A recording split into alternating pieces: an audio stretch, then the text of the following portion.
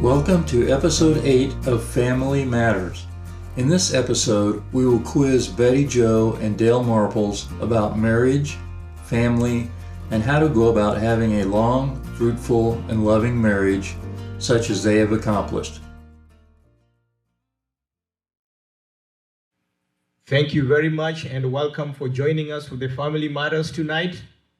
We thank God for you and we are forever grateful that you were able to take your time to sit down with your friends and family to be able to listen to this episode that we have tonight. With me today, I have Pastor Dale and Betty Jo who are joining me, and they'll be able to share with us what God has done for them in their lives, in their marriage, which will be a great blessing to us because they've been blessed by the Lord all these years of their lives. I will let them be able to explain to you how long they've been married and also learn something from them that God has been faithful to do that will be a blessing to us tonight. And therefore, Dale and Betty Jo, we are so glad that you're here tonight and be able to just share your experience and what God has done in your lives and how your marriage has been a blessing to you. And we are so excited that we'll be able to hear this from you and be a blessing to us as well. Because today, as we understand, marriage is not highly esteemed as it ought to be. And therefore, we thank God that we have people like you who have been able to esteem God in their marriage and be an example to many. And so without taking much time, I'll be more than glad to be able to hear from you how long you've been married and just see what God has done in your life through these years. So Thanks, Pastor. We appreciate the opportunity. Marriage is very important, but when Dale and I got married, we really didn't know what marriage was. We just knew two people came together. But to start out, Dale was raised on a farm. I was raised in a little town south of Lincoln, Nebraska. And we started dating in high school.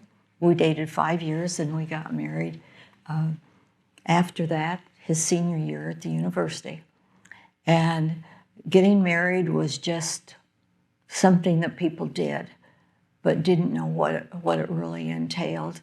We've been married 65 years, and it has gone fast. We've had an exciting life, but I'd like to mention that Dale and I always went to church, and we were, when we were in the Air Force, and we would move to a new community, the first Sunday we were in a church. That was just what we did. And we knew that Christ was born at Christmas time, and he died at Easter, but nobody ever told us why or what was taking place. And we were told one time that we weren't Christians, and we were very offended because we were involved in our community and very involved in our church. And we didn't know there was anything else. And then one day, Jesus Christ was introduced to us. And then we found out what they meant by not being a Christian. And when we accepted Jesus into our lives, things changed. Even though we had a great marriage, it got better. Well, that is such a blessing to hear 65 years in marriage. A lot of people today, if they hear even 3 years or 5 years of marriage, it's like a milestone. And you mentioned that you always had a good marriage. What was the difference in your marriage when you became a Christian and before you became a Christian? Do you want to answer that? There wasn't a physical change. One of the things that liquor was a big thing in our life. And we had one of the best bars in town in our own kitchen. And, I would come home from work and Betty Jo would have some drinks made. We'd go in the living room with our daughters. They'd have some soft drinks. We'd have some wine or something. And the day that we got saved, there didn't appear to be any real change in our lives.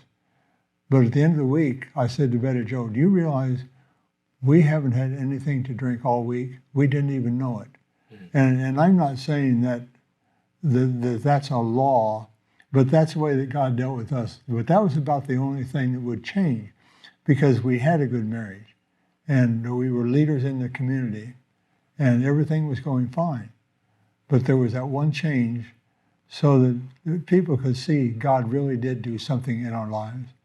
And our relationship with Jesus is what really changed it. Mm. And I think that throughout the years, without making a big deal about it, we have always relied upon Jesus. He's been the strength to hold us together, to give us the right things to do and say, and to show us what a marriage is all about.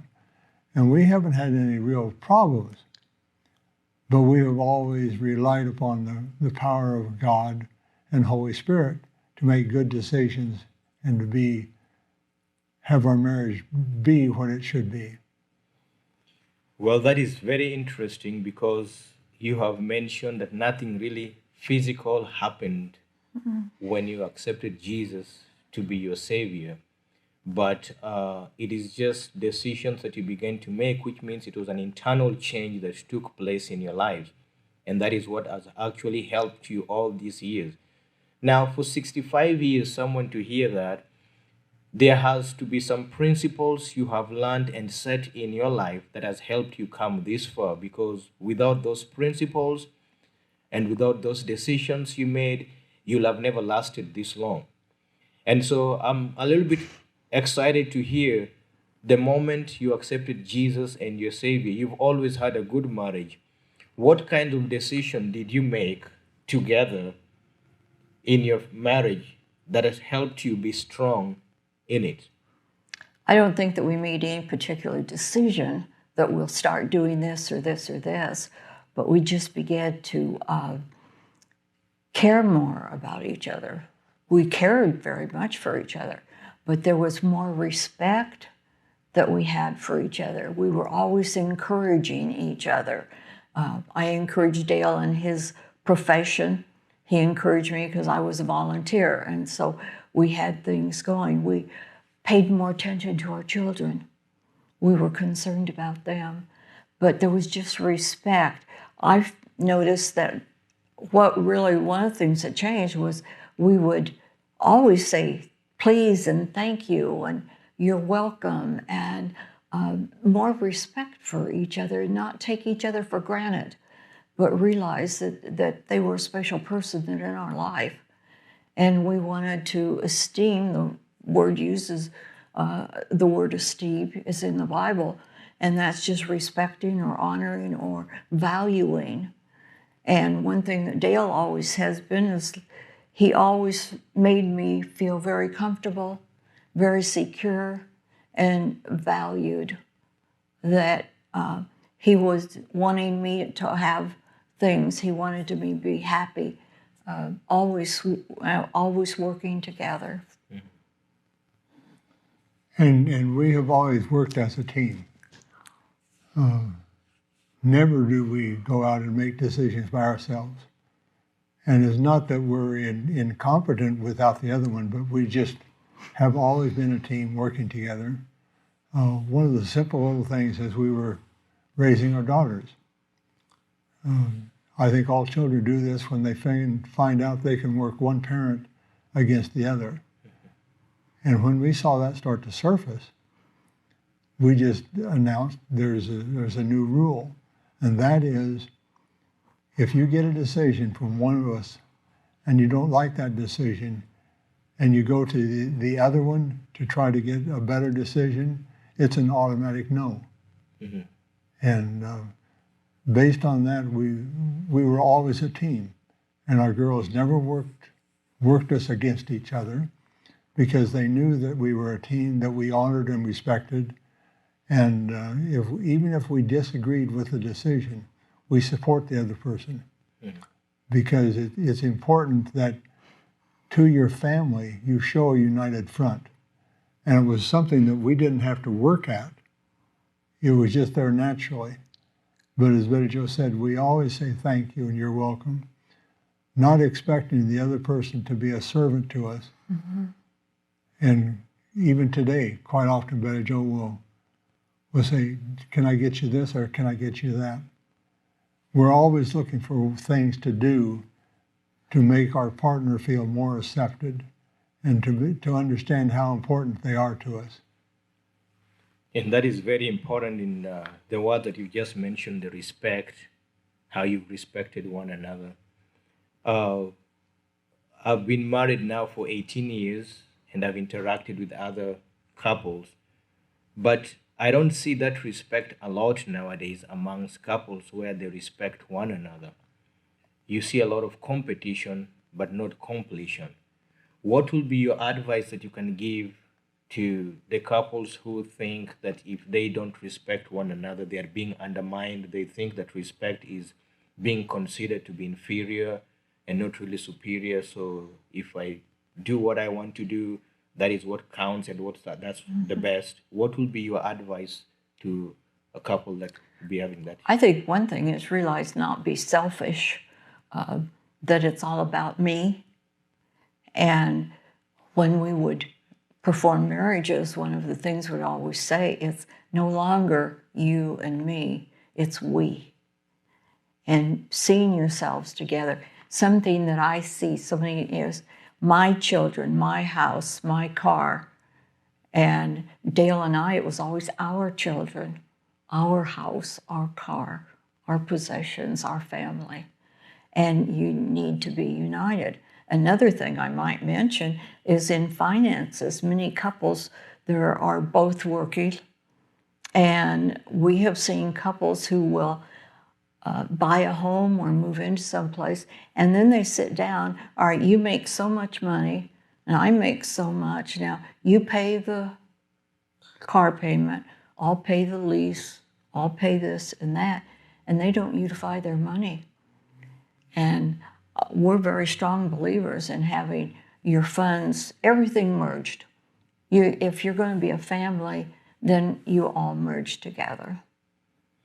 And what you've mentioned there is very important about merging the funds together, because being a pastor also, I've seen people when they come to me, they are having this concern that this is my money, I work, and that is his money, he works, and so he pays some bills and I pay some bills, and that concept of being one is not there, and so you can easily see that teamwork is not there. And just having talked about being a team and working together, how has that strengthened you all these years being a team? It has always worked together because we work as one. You know, a football team got 11 people out there but they're all focused on accomplishing one thing. And that's what we have done in our marriage. We're a team, and we work together, and we don't make separate decisions. And, we keep going back. There's that word honor just keeps coming up. The way that we honor people, it's just simple little things. Coming out of the shopping center, opening the car door for Betty Joe. It's not a big deal. Helping me with my coat. Mm-hmm. Yeah, just simple little things that a lot of those little things turn out to be a big thing. And if you honor and respect and do little things for that person. Years ago, tell them about being kinder than necessary. Oh, John Mason wrote a book on an enemy called average. Really great book. And years ago, we were on vacation and taking some friends with us, and the guys were golfing, and gals were laying around the pool, and I was reading, all of a sudden it says, you should be kinder than necessary. And I thought, that's something, that extra step. And so I shared it with my friend. When the guys came back, we shared it. And the rest of our vacation, we were running to open the door for each other. We were wanting to get them iced tea. And then when we would say, thank you, I'm just being kinder than necessary. And that's something that we still hang on. Sometimes we do something and I'll say, well, thank you. And he'll say, I'm just being kinder than necessary. And so we've kind of made a game out of that. But it means a lot. And I think that's why I want him to be comfortable. And I want him to have a comfortable home. I want him to be able to be proud of his family. And so I want to do whatever I can help him. And recently we were going through some things, and I was kind of feeling down, and he was having to do so many things for me, and it was depressing me. And he said, but we're a team. That's what we do. We help each other.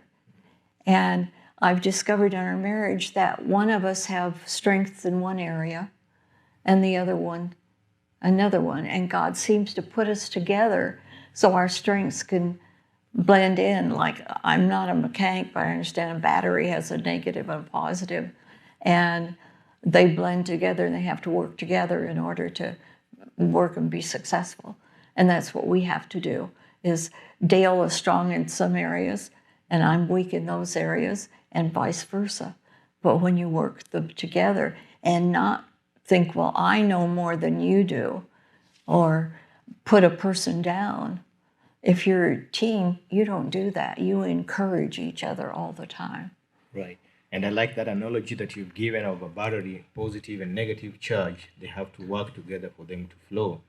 And hearing about honor and respect that you're talking about, I believe that it is the honor and the respect that you've given each other that has strengthened you to be able to be your best and do your best in the marriage, because you care for one another, you love one another, you are kind towards one another, and that is what has given you a lot of strength, because you honor and respect one another.